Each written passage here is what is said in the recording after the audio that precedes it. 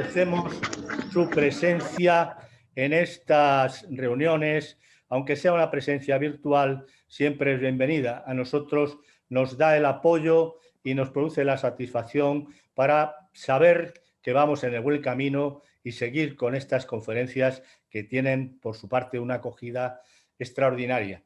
Y también extraordinaria es hoy la conferencia que tenemos, nada más y nada menos que los dones de Rea.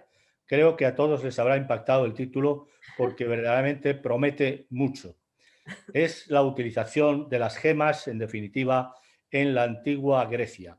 Y de ello nos va a hablar Elena Almiral Arnal, que es doctora de Historia por la Universidad de Barcelona, gemóloga por la misma universidad y por la Federación Europea de Escuelas de Gemología. Aparte de eso, es también tasadora de joyas y trabaja actualmente como docente en la Universidad de Barcelona y en el Knox College americano. Entonces, creo que es la persona idónea para hablarnos de esto. Ella es un tema que le apasiona y, por lo tanto, eso es una buena señal para que vierta todo el caudal de conocimientos que tiene y pasemos una tarde magnífica. Incluso nos quedemos con ganas de continuar, lo cual no me atrevo a prometerles que sea así, pero haremos lo posible para que nos dé otra conferencia. Ya lo diremos al final.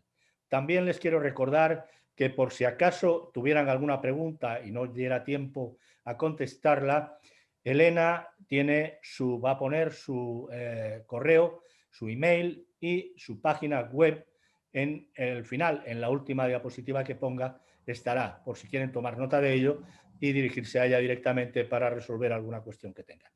Así que les deseo una tarde muy agradable, como espero sin duda que va a ser, y cuando quieras, Elena, no te quito más tiempo. Bueno, pues muchísimas gracias a Lige por invitarme a dar esta charla, a Benjamín, a José María, a Noelia y a Marta, que me han ayudado en toda la logística. Y bueno, pues voy a pasar a la presentación para ir directos a la materia.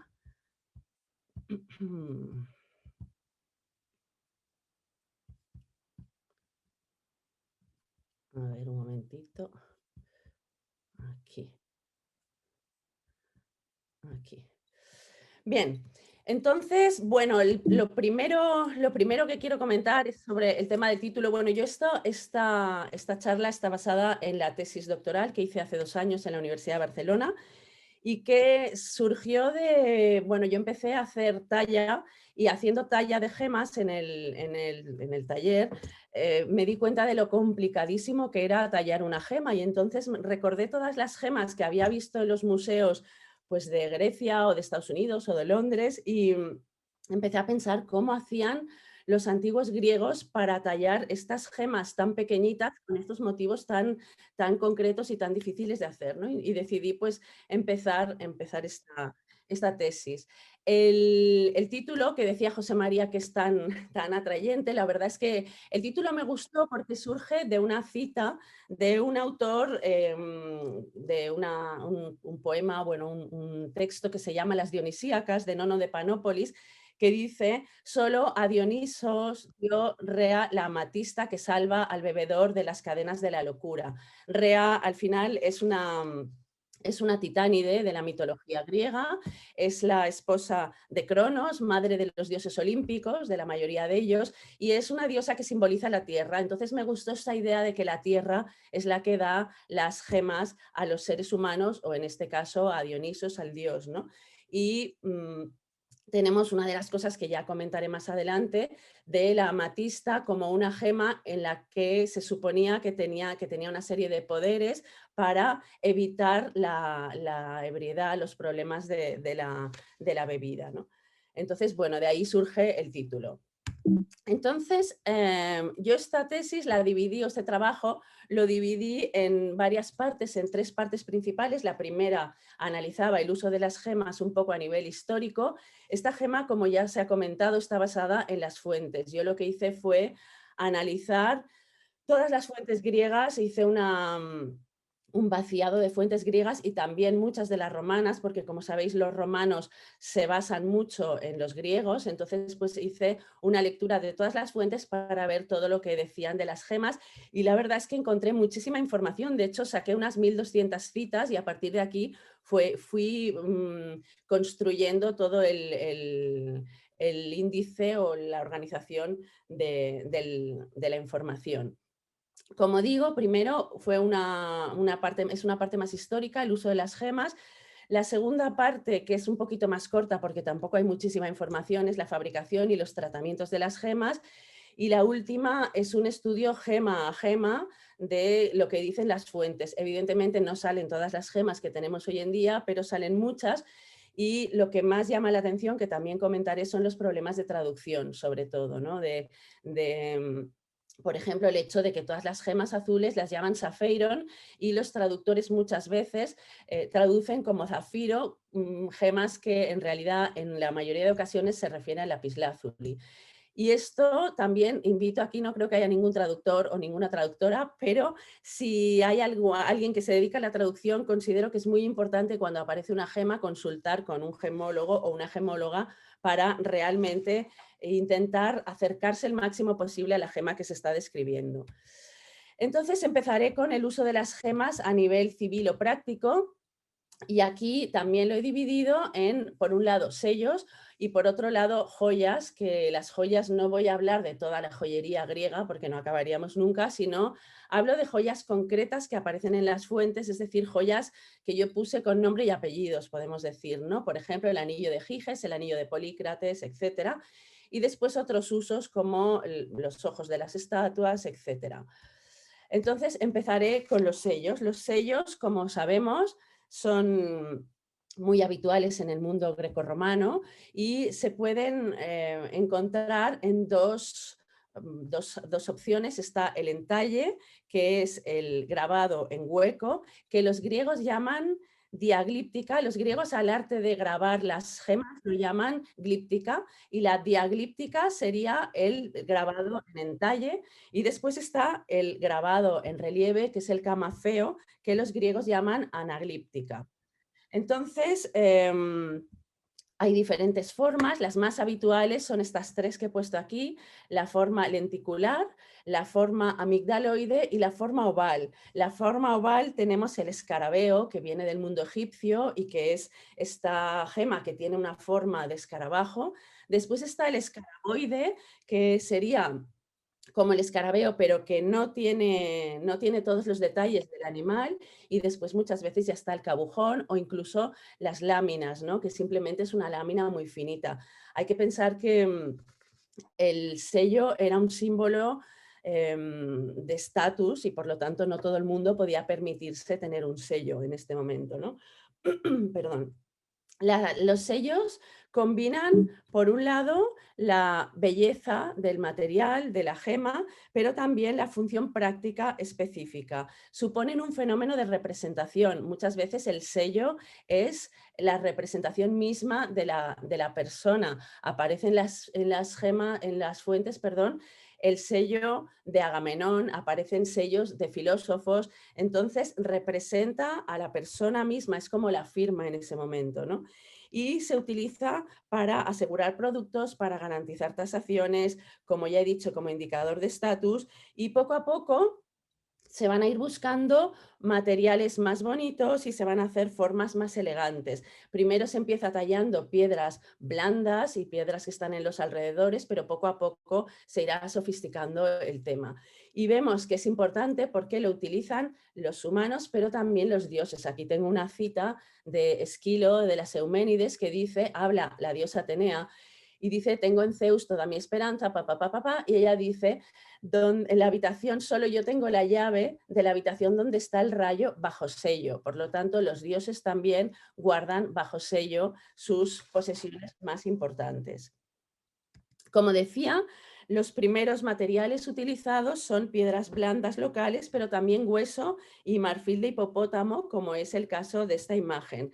Estos sellos son de época minoica, que digamos es el inicio un poquito del mundo griego, y están datados entre el 2000 y el 1500 a.C.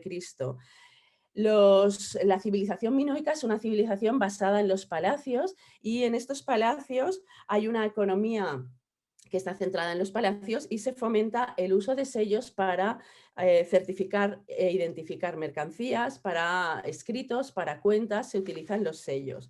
De hecho, sabemos, bueno, ahora comentaré un poquito más, cómo se grababan estos sellos, cómo se trabajaban. Pues esto es una propuesta que encontré en la web. Como decía, las primeras gemas eran más blandas y después se empiezan a utilizar gemas más duras y se trabaja con algún taladro de este tipo, ¿no? Con algún metal para trabajar, pero también hay dudas sobre si se utilizaron lentes, porque, bueno, yo os enseñaré algún sello, yo he comprado algún sello, son verdaderamente pequeñitos, fijaos, esto es tan pequeñito que para tallar esto realmente quizás hacía falta algún tipo de lupa, pero bueno, hay muchas dudas sobre este tema, hay muchas discusiones.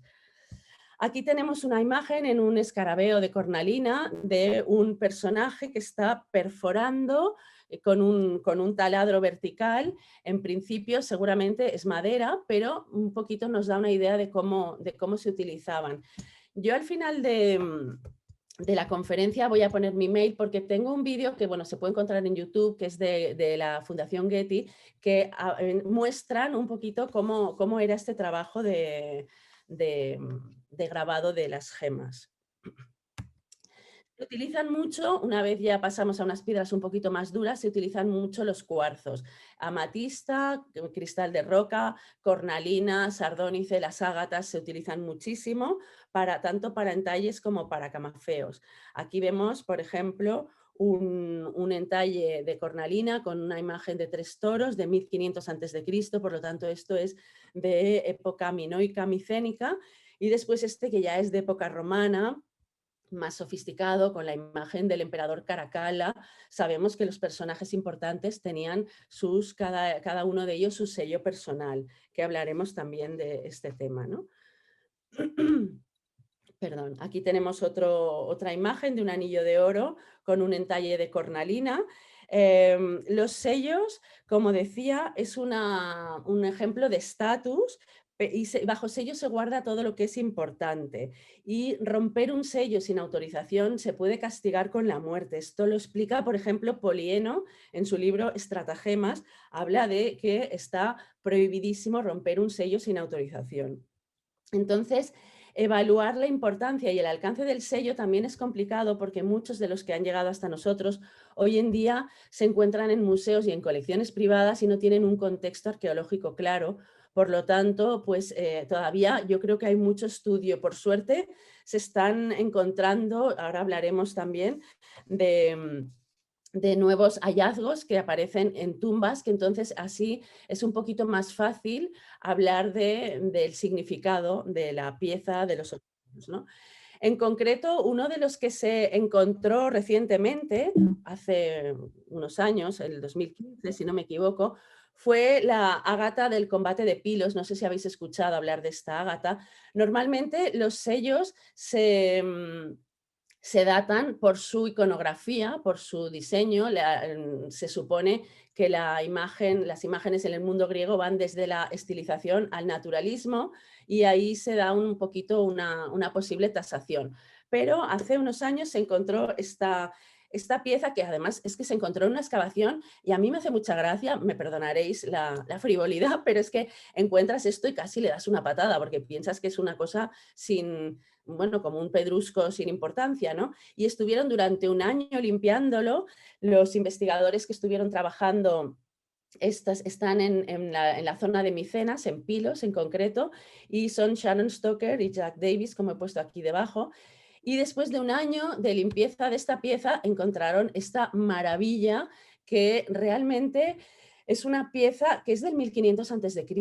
y por la perfección del dibujo se ha llegado a decir que amenaza con cuestionar toda la evolución estilística del arte griego, ¿no? Porque realmente es de una perfección fijaos el dibujo, y es de 1500 antes de Cristo, está en la tumba de un guerrero micénico. La tumba se llama, lo podéis encontrar, la tumba del grifo, porque aparecen varias imágenes de grifos, y bueno, como digo, realmente es fascinante la perfección del trabajo, que no parece del 1500, casi se diría que es de época clásica, ¿no? Del siglo V. Entonces, bueno, también es interesante hablar de los grabadores de gemas. Los grabadores de gemas fueron artesanos que tuvieron cierto reconocimiento. Sabemos que han llegado los nombres de algunos de ellos, no todos, evidentemente muchos de esos trabajos son anónimos, pero sabemos que, por ejemplo, Pitágoras, el famoso filósofo, su padre era grabador de gemas, se llamaba Nesarco. También sabemos que hubo un grabador muy famoso que era Teodoro de Samos, que fue el grabador del famoso anillo de Polícrates, que tampoco ha llegado el anillo hasta nosotros, pero sí que hablaremos de él porque sale bastante mencionado en las fuentes. Entonces, aquí tenemos dos ejemplos. Este de un entalle de una mujer, este es un sello de una mujer que se llama Miques, que pone aquí su nombre, vemos que es una mujer con su sirvienta que le lleva un espejo, y está escrito Dexamenos, que es el nombre del grabador de la gema, que tenemos, han llegado varias gemas hasta nosotros de Dexamenos. Y aquí tenemos otro camafeo, en este caso, de Trifón, que también fue otro de los grabadores importantes de la antigüedad. Como digo, no son muchos los nombres que han llegado hasta nosotros, pero algunos han llegado. Y también es interesante comentar que tradicionalmente se había dicho que las mujeres no tenían anillo de sello, pero se ha descubierto que sí. Aquí, por ejemplo, esta Miques seguramente era una mujer que tenía este anillo, pero después sabemos por las fuentes que tanto Helena, la famosa Helena de Troya, tenía su anillo. Esto, por ejemplo, en la tragedia Orestes de Eurípides aparece mencionado el sello de Helena y dicen está sellando todas sus posesiones.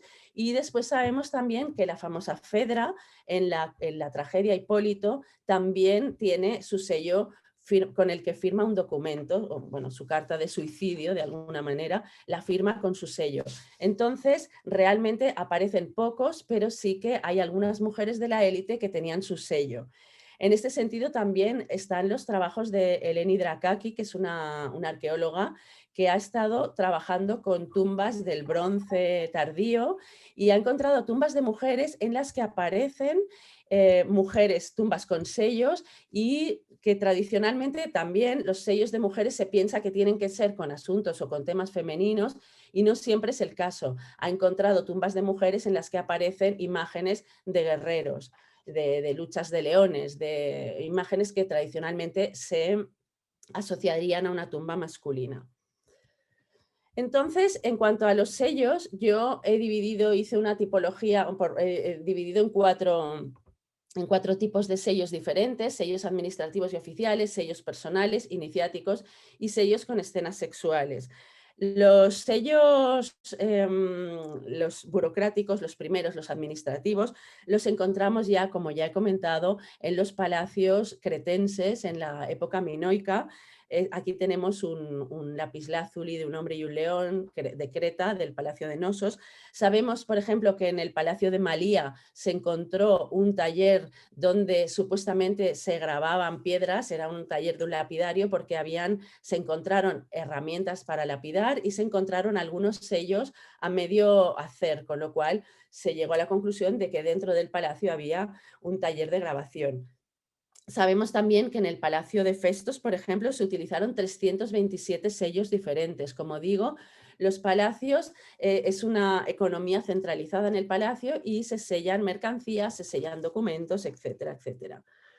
Después tenemos los sellos personales, que como también comentaba, son sellos que usan tanto hombres como mujeres, de una élite, evidentemente, y es curioso porque se falsifican y se copian, y en las fuentes tenemos evidencia de ello, ¿no? Por ejemplo, Aristófanes en las Tesmoforias cuenta que las mujeres hacían copias en madera de los sellos de sus maridos para poder abrir las puertas cerradas. Yo no sé muy bien qué puertas cerraban estos hombres, pero igual la despensa estaba cerrada con un sello y las mujeres, todas pícaras, se hacían una copia para poder abrir y entrar a coger el bote de Nutella, por ejemplo, ¿no?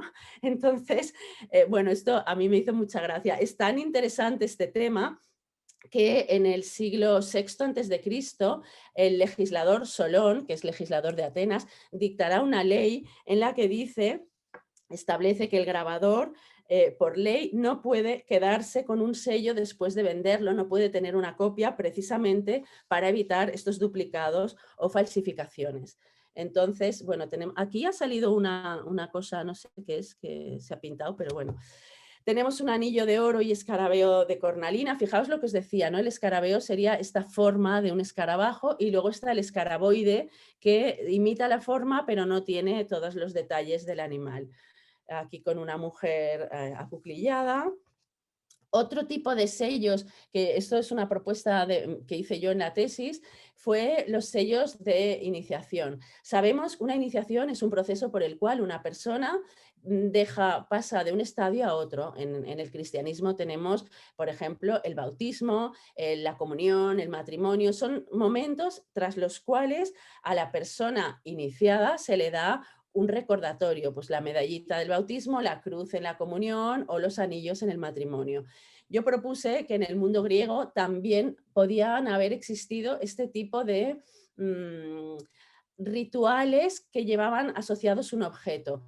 Y lo propuse por una razón, porque encontramos muchos sellos con seres híbridos. Los seres híbridos son estos seres que viven en los límites, en las fronteras, son pues por ejemplo, esfinges, sirenas, grifos, son seres que son medio humano, medio animal o con mezcla de dos animales. Y entonces son seres liminales que están viviendo entre dos mundos.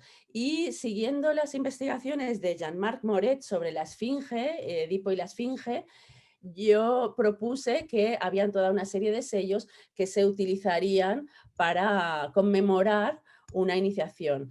Las dos iniciaciones más importantes del mundo griego son el paso de efebos a oplitas para los niños, que serían de efebos es un niño y oplita ya es el guerrero que participa en la política, en la ciudad, etcétera, y para las niñas sería el matrimonio. Entonces, mi propuesta era que estos sellos en los que aparecen escenas de esfinges, de grifos, de sirenas, podían tener este sentido, lo mismo que algunas escenas de héroes.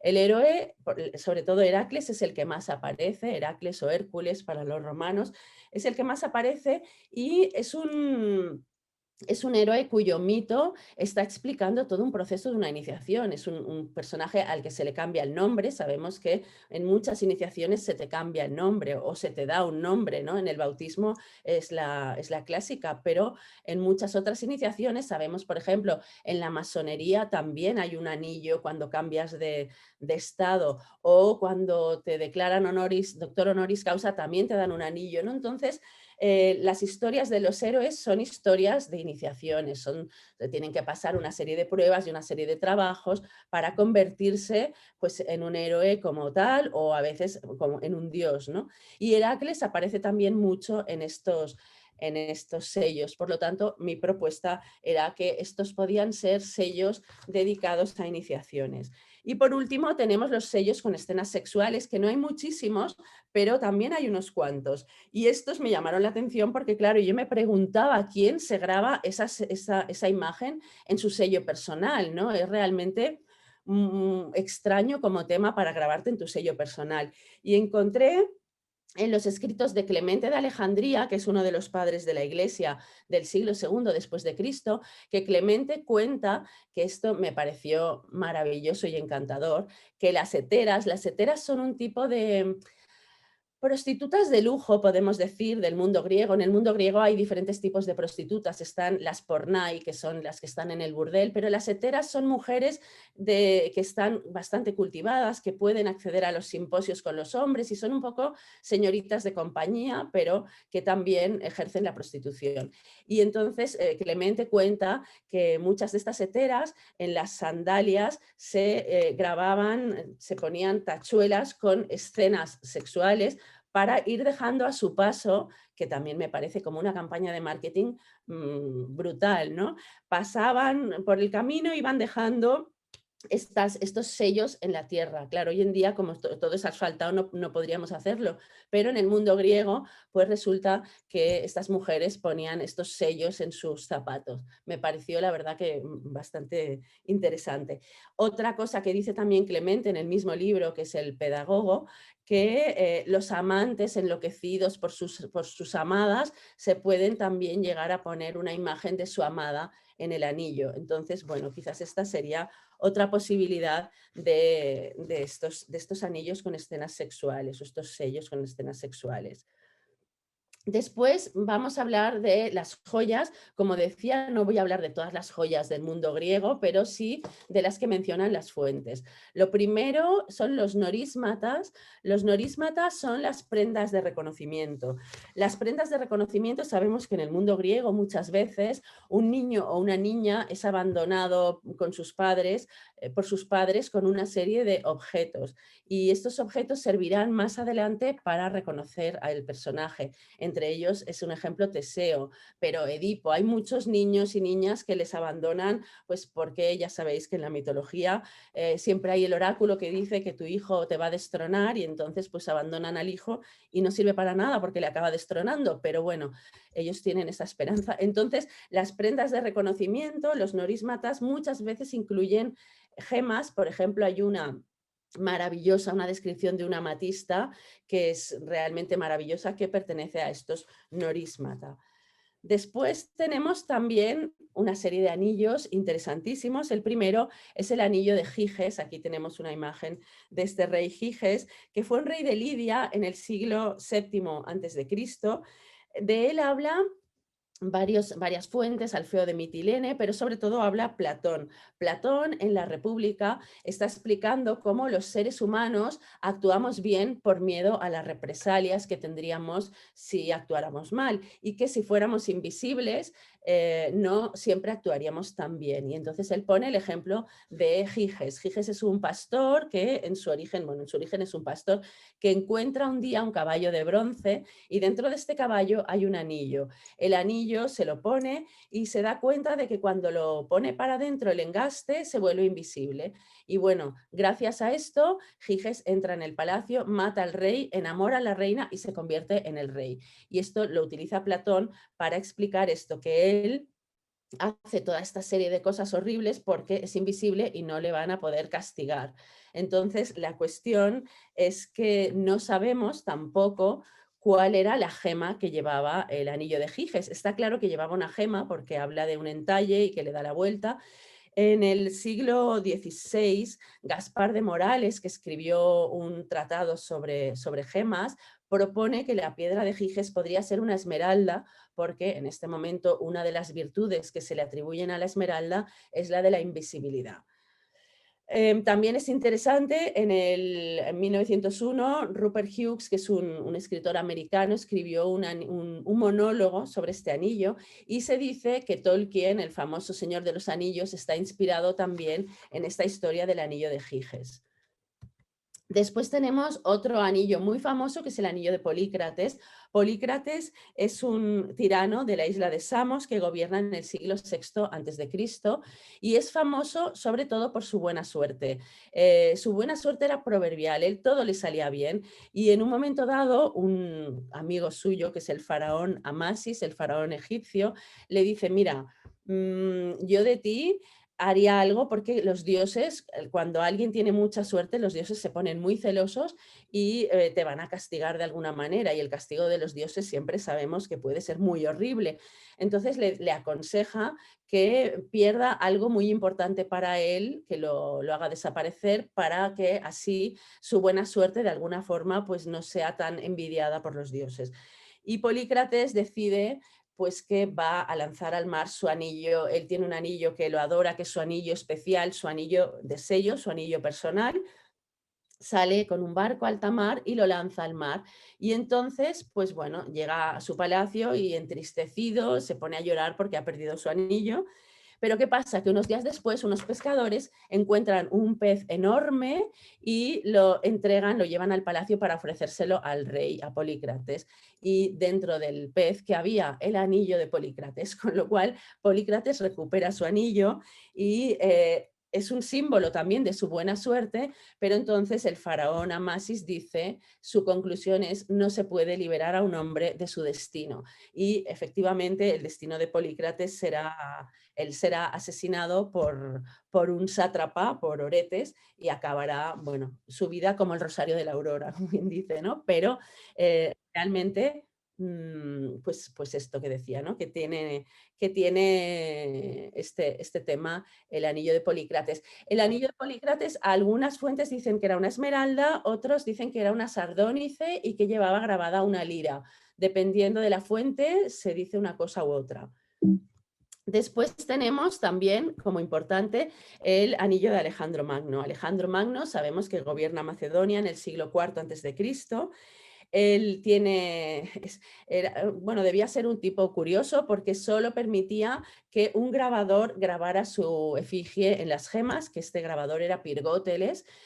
Tenía una persona que le podía hacer estratos, una persona que le podía hacer retratos y una persona que le podía grabar las gemas, ¿no? Y el único que podía grabarle era Pirgóteles. Sabemos que Alejandro Magno llega hasta la India y será gracias a Alejandro Magno que empiezan a llegar diamantes, rubíes, zafiros al mundo griego. Antes no se había visto, que esto también es una cosa que después, si me da tiempo, comentaré en las fuentes. A veces aparecen traducciones erróneas porque se traduce en un texto del siglo VIII antes de Cristo, hablan de un diamante y es imposible porque en el siglo VIII antes de Cristo el diamante en Grecia no se conoce. Entonces, bueno, pues ahí también es un tema muy interesante el tema de las traducciones. Alejandro, solo para comentar la importancia de los anillos personales, en su lecho de muerte entrega su anillo a Pérdicas, que es uno de sus generales, y el debate que hay posteriormente es si realmente con el anillo le está entregando el reino, porque, como digo, es tan importante el anillo personal que incluso está representando, se piensan que le está entregando el reino. Sabemos que después los diferentes generales de Alejandro se repartirán su reino y el gran imperio de Alejandro se va a dividir en varios reinos, pero en este momento realmente varios autores se preguntan si Alejandro dejaba como heredero porque le estaba dando el anillo. Por lo tanto, como digo, la importancia del anillo personal. No sabemos qué gema, Alejandro tenía varios anillos, uno era su anillo personal y no sabemos qué gema tenía el anillo de Alejandro, pero se ha encontrado esta gema, hay varios retratos de Alejandro Magno en gemas, hay cornalinas, hay cuarzos, pero este es muy curioso porque es una turmalina que además es de procedencia india. Entonces hay autores que piensan, bueno, quizás su anillo personal era un rubí o un zafiro, pero es difícil que fuera un anillo con un rubí o un zafiro porque no se tenía la técnica para tallar en ese momento, ¿no? Pero bueno, tenemos este anillo con que está representado aquí con los cuernos de Zeus Amón, por lo tanto está divinizado, ¿no? Entonces, ¿podía ser este su anillo personal? Bueno, no tenemos, no podemos decirlo con seguridad, pero sí que realmente es interesante. Aquí tenemos el positivo y el negativo de este anillo, de este sello, perdón. Después pasamos a otro tipo de joyas. La primera de ellas es la diadema de Ariadna. Ariadna, todos conocemos esta heroína del mundo griego, que es la que le da el hilo a Teseo, que va a luchar contra el Minotauro, y gracias a la ayuda de Ariadna va a conseguir Teseo salir del laberinto, del famoso laberinto. El mito es interesantísimo, lleno de simbolismo, pero como no es el tema de esta conferencia, no voy a entrar, aunque me muero de ganas, tengo que decirlo. Y Ariadna será, Teseo sale del laberinto gracias a ella, le promete que la va a llevar a Atenas y que la hará su esposa, pero después la deja abandonada en la isla de Naxos. Y en la isla de Naxos se encuentra con el dios Dionisos o Baco, que la va a hacer su esposa y le va a regalar, en esta boda se le regalará a Ariadna una diadema. Yo no sé tampoco aquí si esta diadema, no sabemos muy bien de qué era la diadema de Ariadna. Las fuentes hablan también, va evolucionando. Sabemos que los mitos griegos es algo vivo, que van a ir evolucionando. Muchas veces son tradiciones orales que en algún momento se ponen por escrito y entonces va a ir evolucionando. En el primer momento la encontramos en la épica griega arcaica como una corona de oro. Pero después, más adelante, en el siglo III antes de Cristo, hay un autor que se llama Eratóstenes que dice que era una corona de oro engarzada con piedras de la India. Diamantes, no sabemos, quizás eran diamantes en bruto, no lo sabemos, pero es muy interesante porque en este libro de Eratóstenes, que se llama Catasterismos, se nos explica, los catasterismos son la transformación o la metamorfosis de un objeto o de una persona en estrella. Y sabemos que esto a mí personalmente me parece precioso, que la corona de Ariadna se transformó, se catasterizó en la corona boreal, ¿no? Entonces la corona boreal es esta corona de Ariadna con piedras de la India, que bien podrían ser diamantes, pues transformada en estrella. Otro de los collares, en este caso famosos, es el collar de Armonía. Armonía es la hija de Ares y Afrodita, el dios de la guerra y la diosa del amor, y se casa con Cadmo, rey de Tebas. Bueno, todo el mito también es muy interesante, pero el día de su matrimonio le regala Hefestos un collar maldito. Hefestos no es que la quiera fastidiar, pero Hefestos es el marido de Afrodita y al final Armonía es la hija de una infidelidad de su esposa, ¿no? Entonces le regala un collar maldito que todas las mujeres que lo tienen van a sufrir grandes desgracias. Muchas de estas mujeres son las mujeres de la casa de Tebas, que sabéis que entre otras está la historia de Edipo y Yocasta y diferentes mujeres que tienen toda una serie de, bueno, sufrimientos, se mueren los hijos, les pasan todo tipo de desastres, ¿no? Y tienen muy mala suerte. Tampoco sabemos muy bien, el collar en algunas fuentes se describe como una cadena de oro, después se habla de una joya con esmeraldas y diamantes y finalmente en las últimas fuentes, concretamente en las dionisíacas de Nono de Panópolis, se dice que es una alhaja en forma de serpiente que lleva engarzadas diferentes piedras como jaspe, piedra luna, perla, ágata india, rubíes, esmeraldas, etcétera. Pero como digo, pues no ha llegado hasta nosotros esta joya, evidentemente es una joya mitológica, pero aparece, que pocas veces aparecen en las pinturas vasculares, el collar aquí de Armonía ofrecido a Erifila, que es otra de las dueñas de este collar, que también sufrirá la maldición del collar. Y finalmente llegamos a la última de estas joyas que quiero comentar, que es el Kestosimas de Afrodita. Kestosimas es una palabra que los traductores no se ponen de acuerdo en lo que es. Algunos dicen que es un collar, otros dicen que es un cinturón, otros lo traducen como un ceñidor.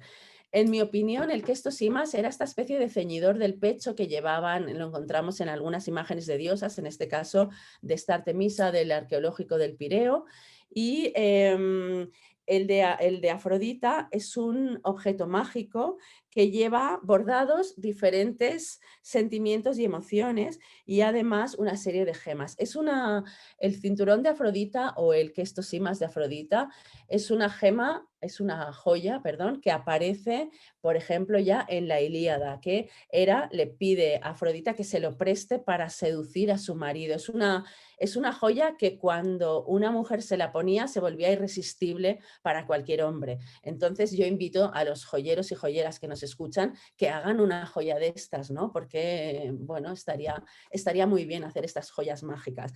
El Kestosimas de Afrodita llevaba también una serie de piedras como por ejemplo el rubí, claro, una gema de la pasión, la selenita, la magnetita también. La magnetita muchas veces la encontramos como piedra de atracción.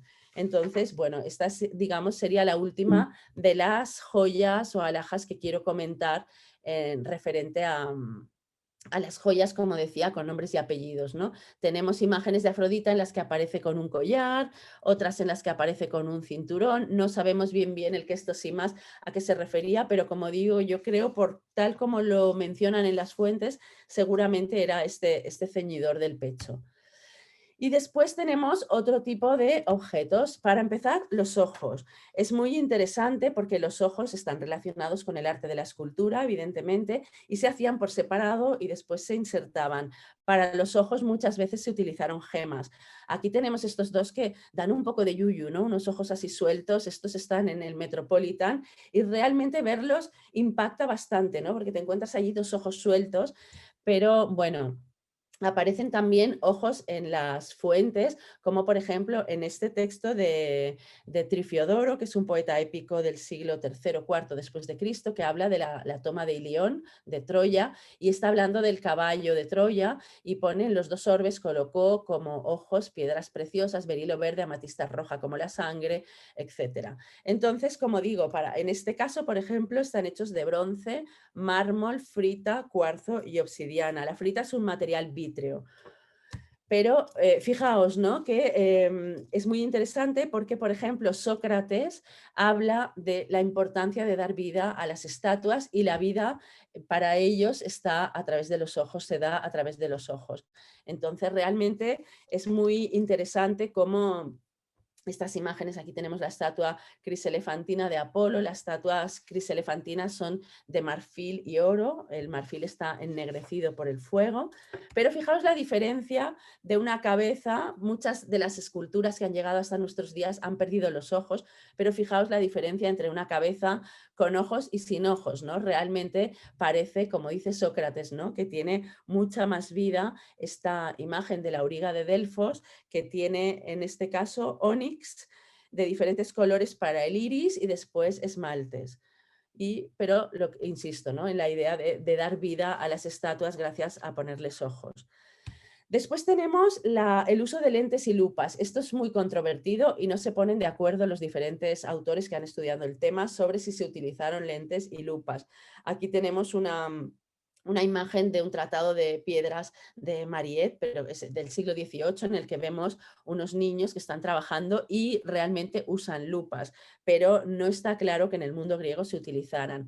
Sí que es cierto que se han encontrado unas piezas de cristal de roca planas y convexas que hay quien dice que se pudieron utilizar como lupas, pero otras personas piensan, se han encontrado, por ejemplo, en las excavaciones de Nosos de Evans o en las excavaciones de Troya por Schliemann, aparecieron estos cuarzos, estos cristales de roca planos, pero hay quien dice que no, que eran también utilizados para los ojos. Aquí tenemos, fijaos, un ritón. Un ritón es una copa ritual en forma de toro y que realmente tiene lo que os decía, ¿no? Aquí os muestro un ejemplo de estas placas de cristal de roca y cómo algunos investigadores dicen que no, que en realidad se utilizaron para los ojos. Bueno, quizás se pudieron utilizar para las dos cosas. Después tenemos otros objetos realizados a partir de gemas, como por ejemplo este maravilloso bol de cristal de roca de Micenas, siglo XVI a.C. Este está en el Museo Arqueológico de Atenas, es una preciosidad. O otro ritón, en este caso de cristal de roca también, de 1500 a.C. O esta maravillosísima escultura de Venus, que también está hecha en cristal de roca en el siglo I a.C. Bueno, esta ya es más tardía. O también la copa de los Ptolomeos. Esta es una famosa copa que hoy en día está en la Biblioteca de Francia, pero que se llamó la copa de Saint-Denis.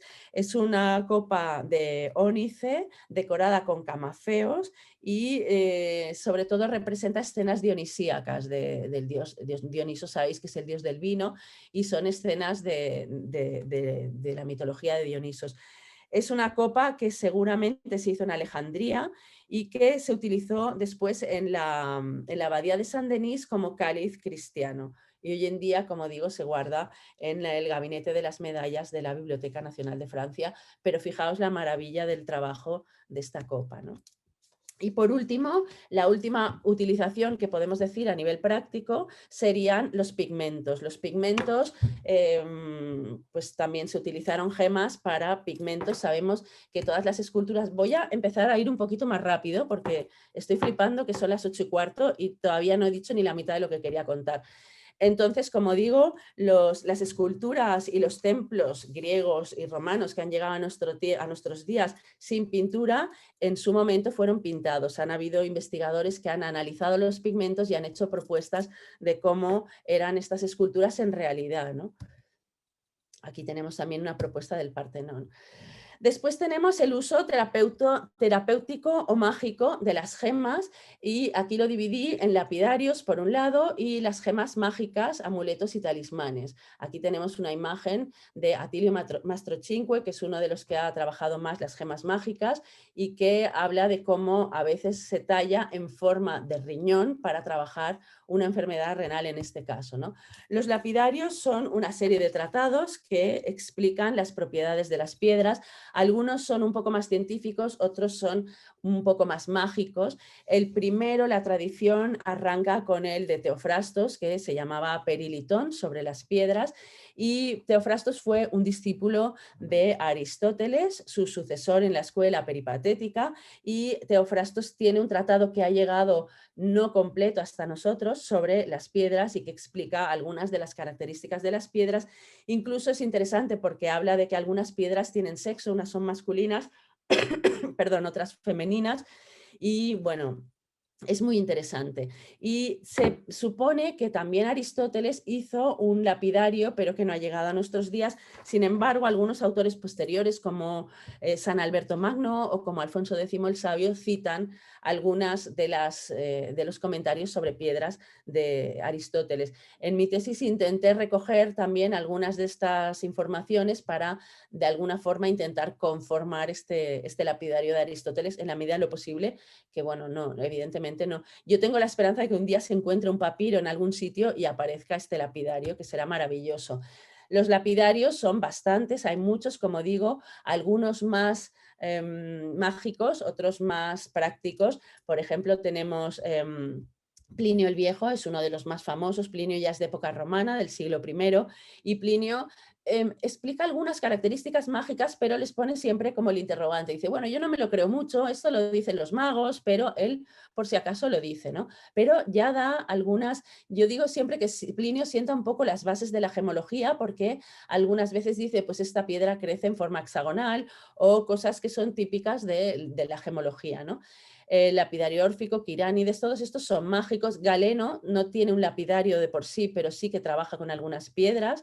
Hay una serie de papiros, etcétera, y la tradición sigue después en época medieval. En época medieval tenemos, bueno, San Isidoro de Sevilla, en sus etimologías tiene un capítulo dedicado a las gemas, y sobre todo a mí me gusta mucho, en especial, no solo porque sea mujer, sino porque, bueno, Hildegarda de Bingen es un personaje muy interesante, es una abadesa alemana del siglo XII, que ella escribe un tratado sobre las piedras, pero basándose solamente en sus estudios sobre el tema. Muchos de ellos se basan en estudios anteriores. Hildegarda se basa en sus propias investigaciones sobre el tema, ¿no?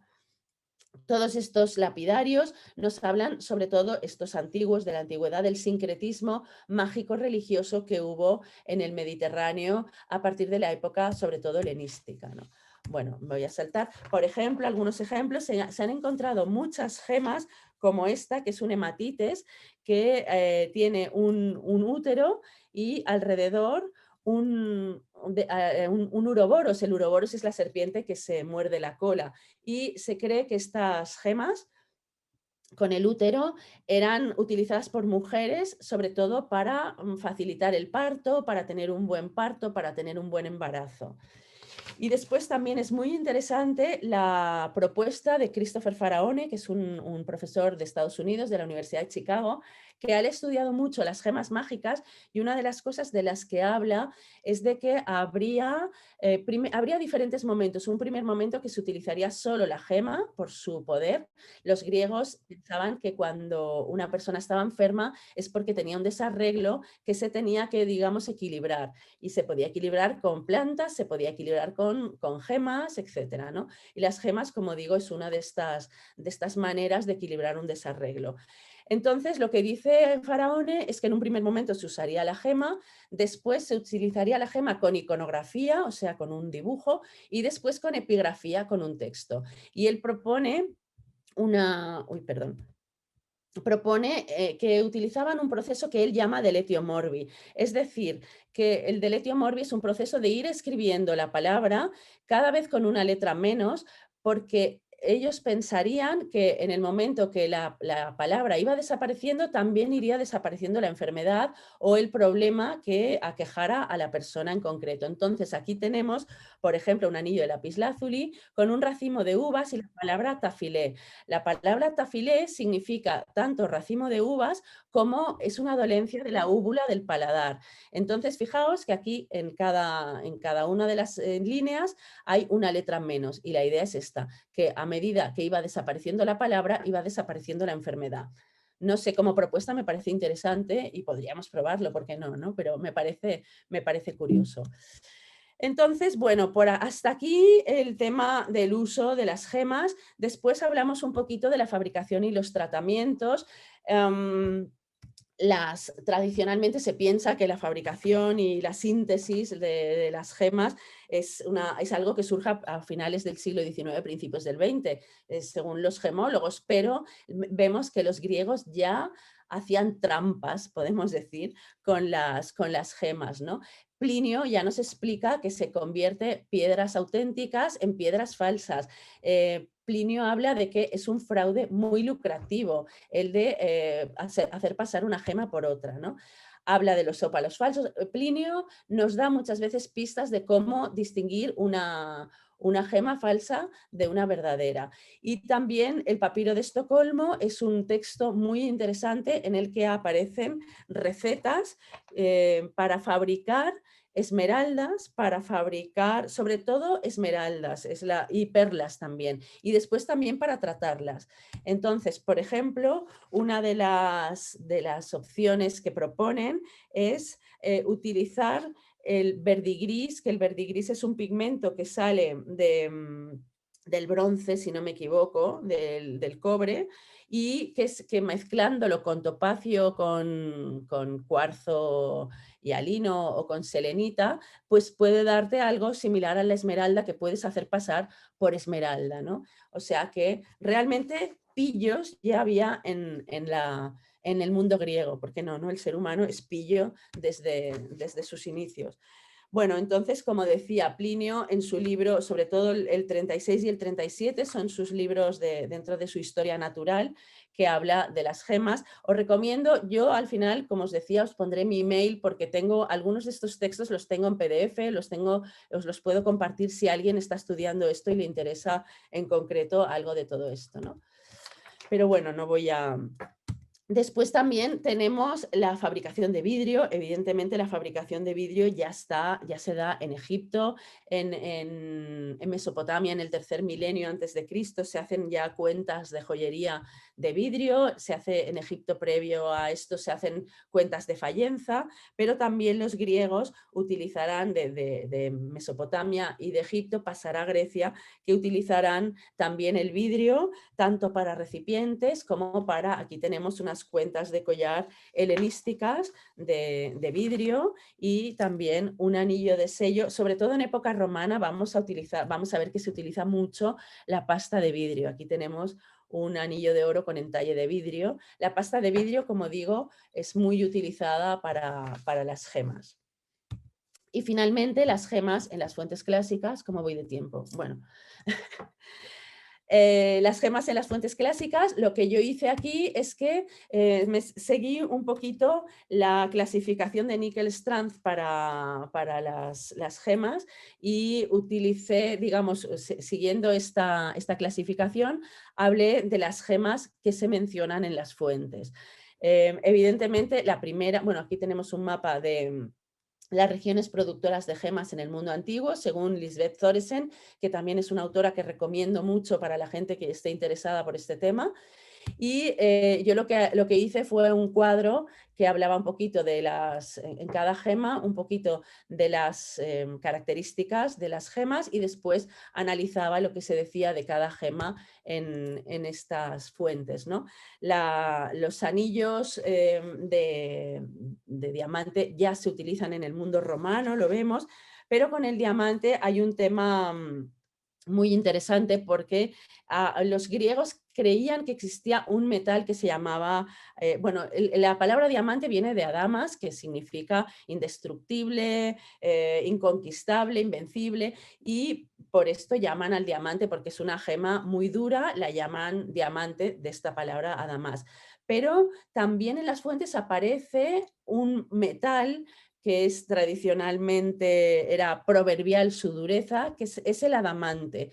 Y he encontrado muchas traducciones, muchas no, pero unas cuantas, que hablan del metal adamante y otras que lo traducen como diamante, como decía antes, en Hesíodo. Hesíodo, siglo VIII antes de Cristo, no puede hablar de diamantes porque no conoce el diamante. El diamante se conoce a partir de Alejandro Magno del siglo IV antes de Cristo. Entonces hay muchos errores de traducción.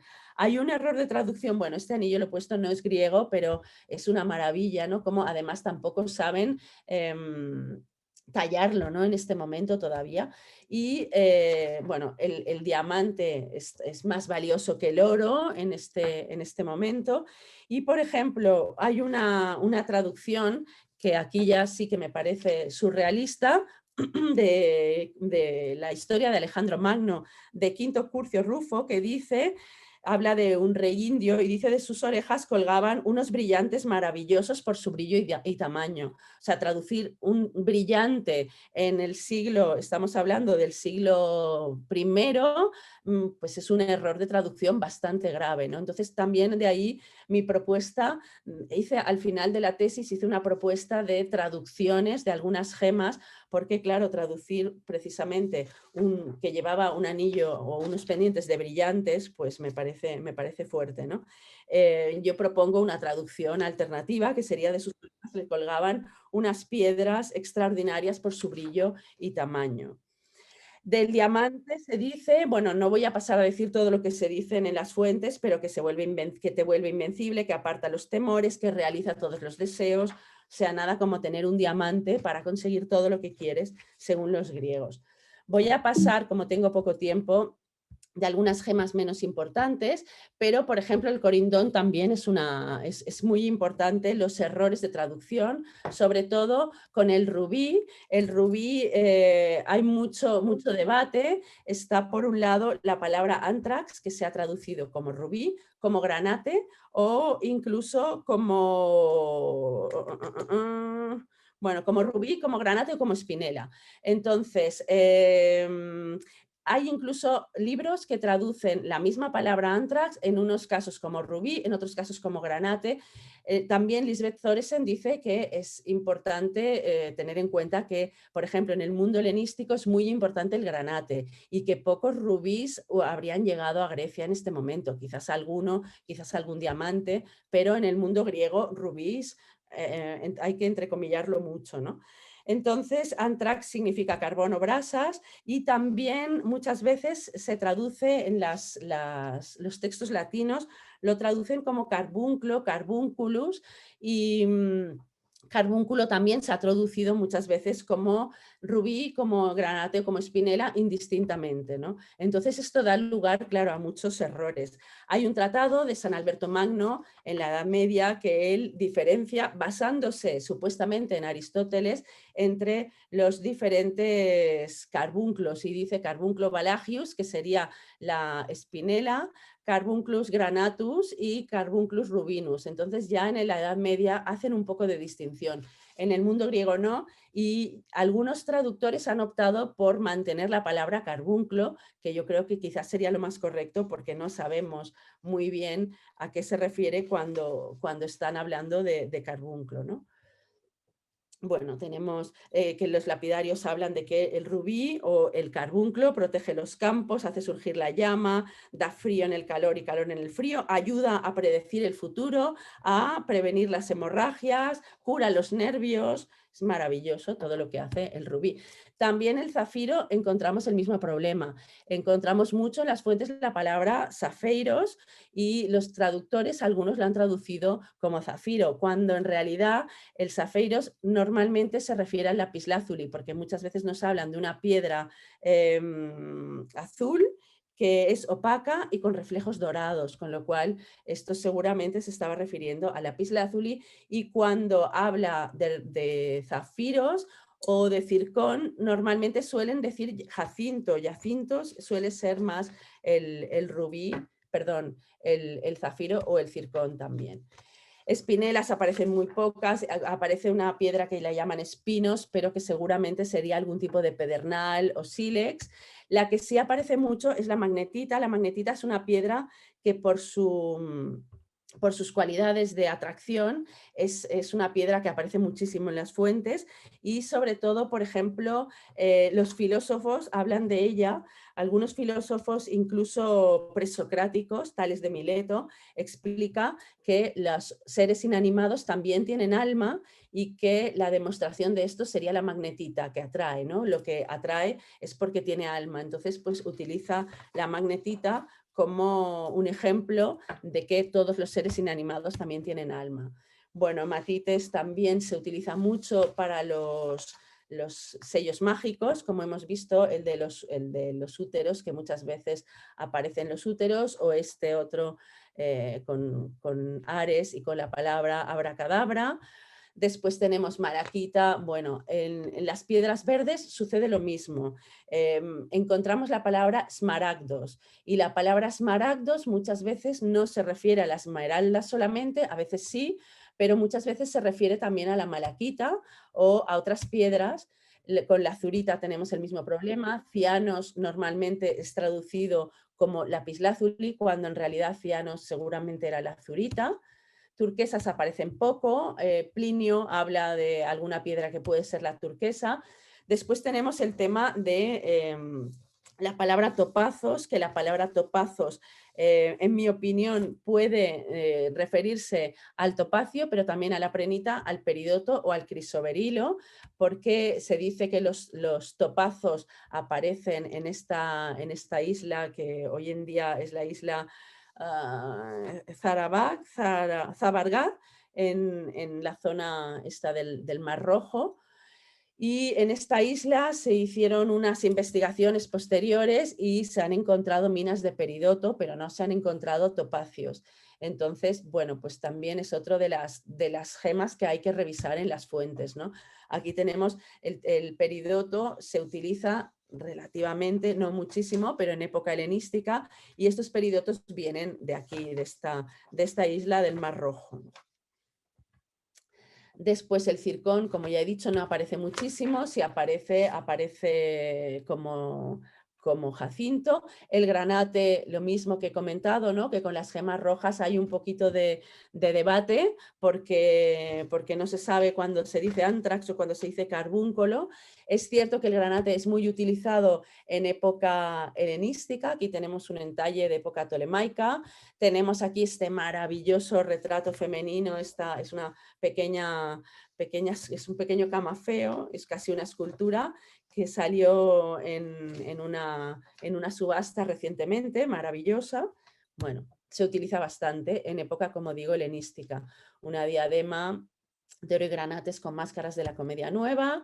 Del berilo tenemos que también lo mismo, aparece el berilo. Aquí tenemos un maravilloso camafeo de época del siglo I después de Cristo, con una imagen de Julia Claudia, hija del emperador Tito, y está montado en época carolingia, en el siglo IX. Se utiliza el aguamarina y el heliodoro. También Plinio habla de estas dos gemas. El heliodoro él lo llama crisoberilo. Es que a veces es un poco lío, ¿no? Porque estás hablando de crisoberilo y está hablando del heliodoro, y cuando habla del topazos habla del crisoberilo. Entonces, Bueno, como yo digo, en mi tesis al final puse como un listado de posibles relaciones de las gemas. Y después llegamos, como decía, a la esmeralda. La esmeralda, hay bastantes gemas con esmeralda, no siempre de una grandísima calidad. Aquí tenemos una gema mágica con Isis y Harpócrates. Las esmeraldas sabemos que se utilizan desde el 3500 a.C., se explotan ya las minas de esmeralda llamadas las minas de Cleopatra en Egipto, y muchas de las esmeraldas del mundo grecorromano van a venir de aquí.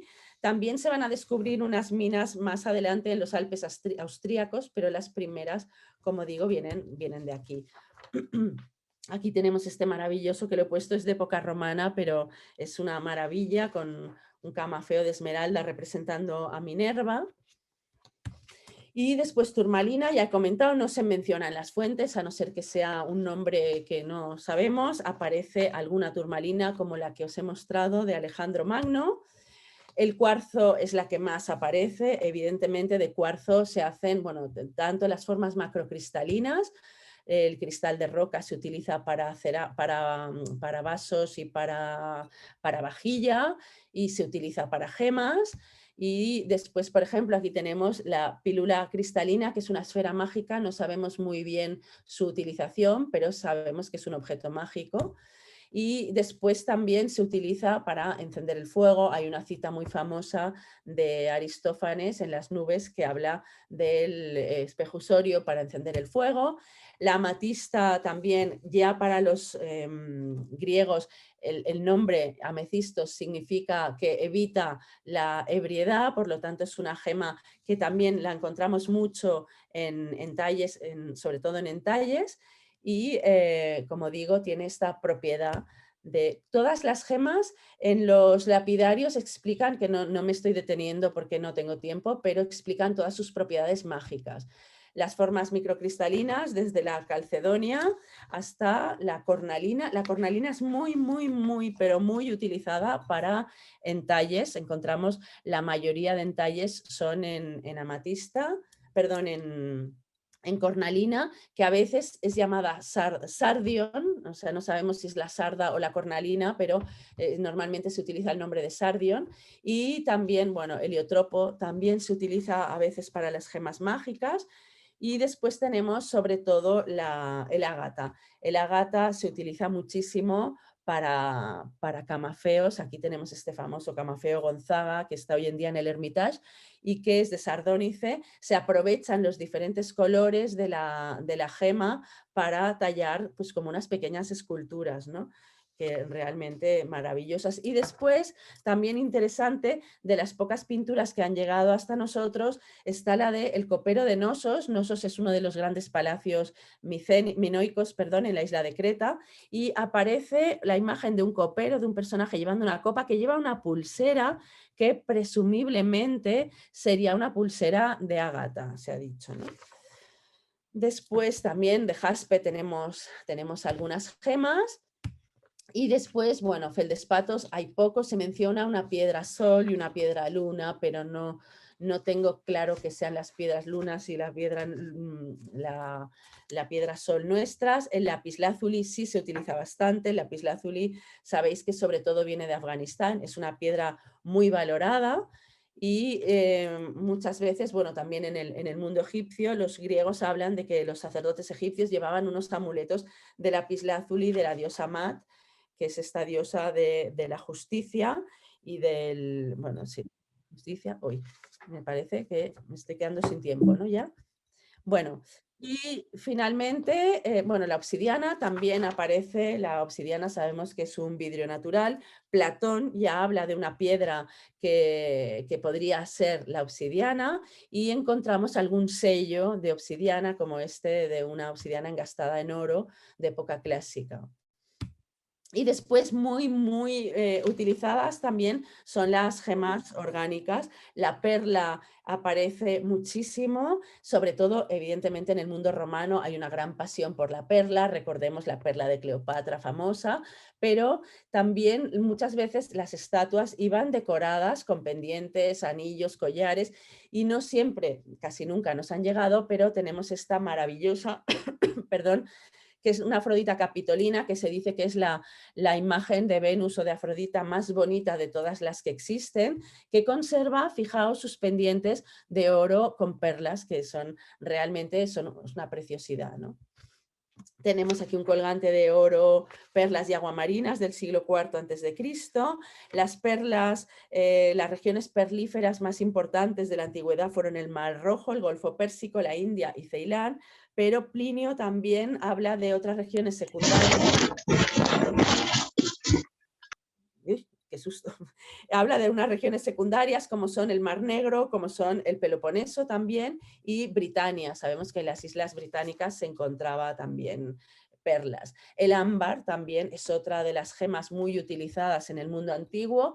Del ámbar se nos habla ya en la Odisea. Penélope se queda fascinada con un collar que trae un fenicio que les muestra a ella y a sus siervas un collar de ámbar. También Telémaco en la Odisea habla de un palacio con una habitación de ámbar y sabemos que el nombre que recibe es Electrón por sus propiedades.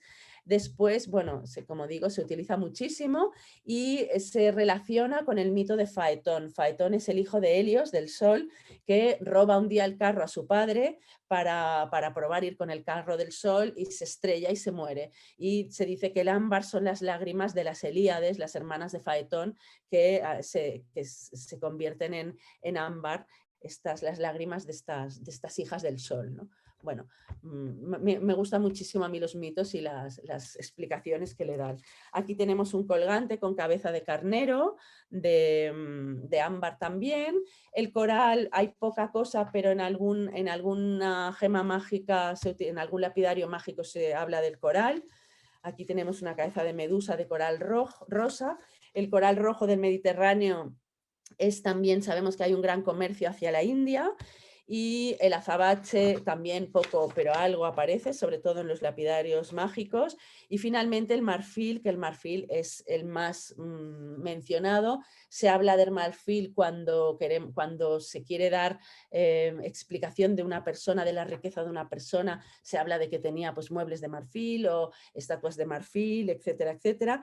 El nombre del marfil es elefas, que es el mismo nombre que elefante, y es un material exótico que se importa desde Oriente Próximo, desde el norte de África y eventualmente desde la India.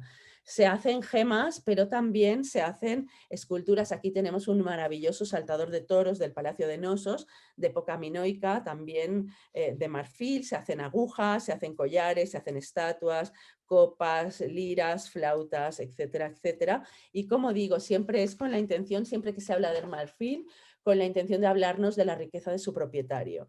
Finalmente también se habla un poco de gemas de meteoritos que han caído del cielo y que normalmente son piedras muy especiales. Plinio habla de ellas. Una de ellas, por ejemplo, va a ser la imagen anicónica de la piedra, una piedra que representa a Afrodita en Pafos, en su santuario principal. Será una piedra que supuestamente también es un meteorito. También, como digo, los griegos contemplan los meteoritos. Y finalmente con esto termino. He ido un poco rápido al final porque veo que ya me he pasado del tiempo 7 pueblos, perdonadme. Y os dejo aquí mi nombre, mi página web, todosarte.com, y los 2 mails donde me podéis encontrar. Bueno, estos son los que tengo más habitual. Tengo el de la universidad, pero estos 2 los tengo más. Si necesitáis cualquier información, ahí me encontráis seguro. Cualquier cosa que yo os pueda, que necesitéis, cualquier información, cualquier dato que os interese, pues me podéis escribir y estoy a vuestra disposición. Muchísimas gracias por vuestra atención, muchísimas gracias por estar aquí escuchándome. Voy a dejar de compartir, no sé si alguien quiere preguntar algo. Muchísimas gracias, Elena. Pues la cosa es que no queda tiempo para preguntas, pero bueno, no te preocupes. Cualquier persona que tenga alguna pregunta, como os puso el email, seguro que Elena no tiene ningún problema en contestaros, así que voy a darle paso a José María. Ahí estás. Muy bien, oye, Elena, magnífica conferencia, enhorabuena, me ha encantado a mí personalmente y creo que a todos los que la hemos visto nos ha encantado porque has hablado de las gemas con un gran conocimiento, una gran autoridad, por algo además es tu tesis doctoral y se ve perfectamente que dominas el tema y que daba para más conferencias. Pero en fin, lamentamos que el tiempo sea tan corto, pero eso sí, te emplazamos a una nueva conferencia porque yo ya digo, a mí me ha entusiasmado, me ha parecido magnífica tu conferencia, así que te lo agradezco mucho, enhorabuena y espero contar contigo nuevamente para hablar de eso y de otras muchas cosas que me han impresionado cuando he hablado contigo también, como la arqueología de la joyería o la joyería dentro de la arqueología, que me parece también un tema magnífico. Así que espero que te veamos muy pronto en otras conferencias. Muchas gracias ya por el tiempo. No podemos dar paso a esas preguntas, pero bueno, espero, como te digo, que contemos contigo en breve. Sí, muchas gracias otra vez. A todos ustedes, muchísimas gracias también por su asistencia virtual y espero que hayan disfrutado con esta magnífica conferencia. Les espero el próximo martes. Muchísimas gracias a todos. Gracias. Muchísimas gracias, Elena.